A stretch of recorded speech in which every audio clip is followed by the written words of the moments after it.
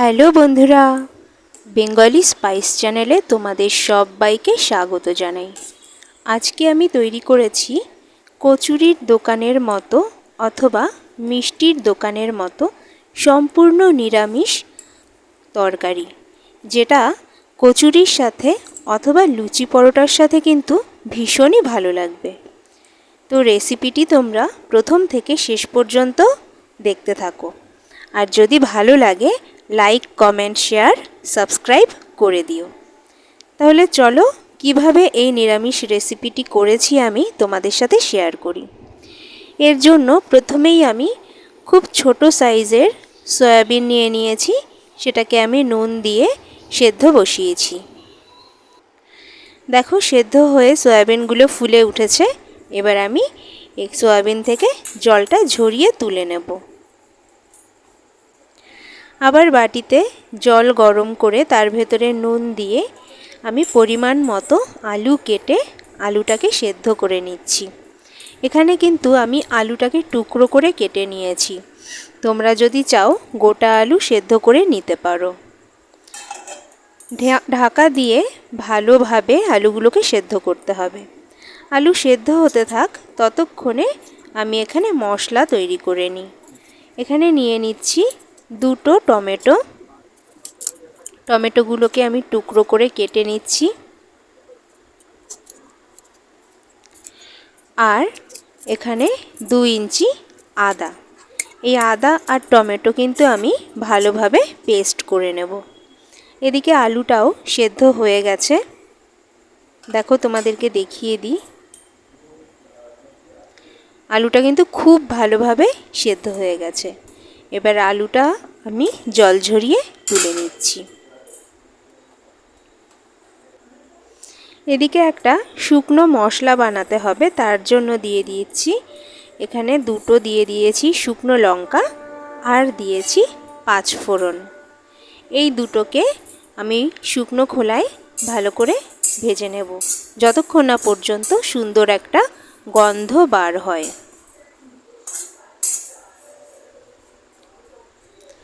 ভেজে নেওয়া হয়ে গেছে। এবার একটা মিক্সিং জারে আমি ঢেলে দিচ্ছি। আর এরই ভেতরে আমি আরও দুটো মশলা অ্যাড করব। যেমন এখানে দিয়ে দিচ্ছি ধনে গুঁড়ো, আর দিয়ে দিচ্ছি সামান্য গোলমরিচের গুঁড়ো। এই ধনে আর গোলমরিচ যদি তোমাদের কাছে গোটা থাকে সেটা ব্যবহার করতে পারো, আর ড্রাই রোস্ট করে ব্যবহার করবে। গুঁড়োটা কিন্তু আমি একটু গোটা গোটা রেখেছি। এখানে কড়াই গরম হয়ে যাওয়ার পরে আমি এখানে সর্ষের তেল দিয়ে দিচ্ছি। 2 টেবিল চামচ সর্ষের তেল আমি ব্যবহার করছি।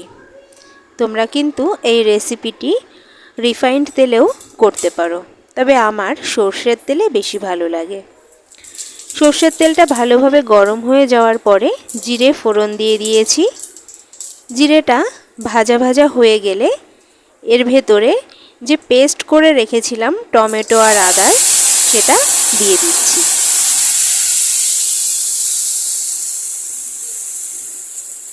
বাটিটা ধুয়ে সামান্য একটু জলও দিয়ে দিচ্ছি। এবার এই আদা টমেটো ভালোভাবে কষিয়ে নেব যতক্ষণ পর্যন্ত টমেটো আর আদার কাঁচা গন্ধ চলে যায়। কষিয়ে নেওয়া হয়ে গেলে এর ভেতরে আমি শুকনো মশলা অ্যাড করব। যেমন এখানে দিয়ে দিচ্ছি পরিমাণ মতো হলুদ গুঁড়ো, সামান্য জিরে গুঁড়ো, সামান্য চিনি। যেহেতু টমেটো রয়েছে তো টেস্টটা একটু ব্যালেন্স করার জন্য এখানে চিনি ব্যবহার করেছি।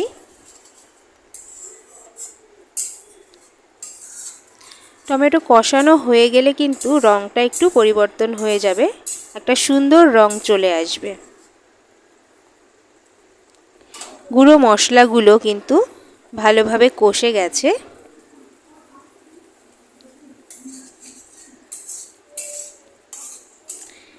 মশলা কষানোর কাজটা কিন্তু গ্যাসের ফ্লেমটা লোয়ে রেখে করতে হবে। এবার যে শুকনো মশলা গুঁড়ো করে রেখেছিলাম তার অর্ধেকটা আমি এখনই দিয়ে দিচ্ছি এই মশলার ভেতরে। এবার ভালোভাবে নেড়ে চেড়ে নিচ্ছি।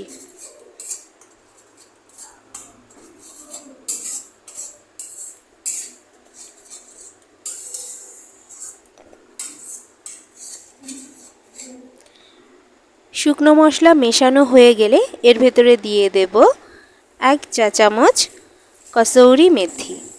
কসৌরি মেথি দেওয়ার পরে আবার ভালোভাবে নেড়েচেড়ে নেব।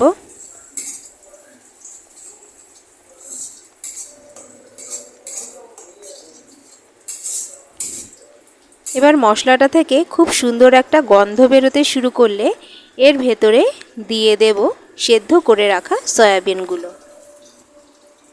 সয়াবিনটা আমি এই মশলার সাথে ভালোভাবে কষিয়ে নেব। এতে সয়াবিনের ভেতরে মশলাগুলো ঢুকেও যাবে আর টেস্টও ভীষণ ভালো হবে। তো সয়াবিন কষানো হয়ে যাওয়ার পরে আমি এতে এবার দিয়ে দেব পরিমাণ মতো জল।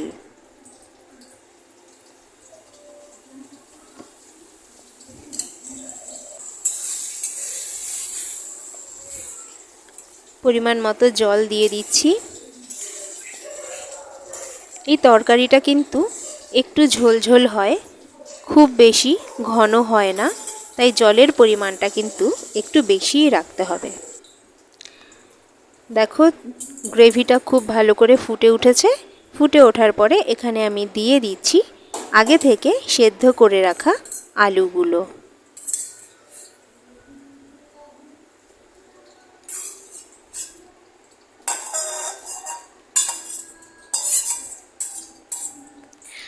আলুগুলো দিয়ে দেওয়ার পরে খুন্তির সাহায্যে আলুগুলোকে একটু ভেঙে ভেঙে দেব। এতে কিন্তু এই তরকারির টেস্ট ভীষণ ভালো হয়। ভালোভাবে ঝোলটাকে ফুটিয়ে নেব। দেখো ঝোলটা ভালোভাবে ফুটে গেছে। এবার বাকি যে গুঁড়ো মশলাটা ছিল, ভাজা মশলা, সেটা আমি অ্যাড করে দিয়েছি। অ্যাড করে দেওয়ার পরে হাই ফ্লেমে আমি আরও 5 মিনিট এটাকে রান্না করব।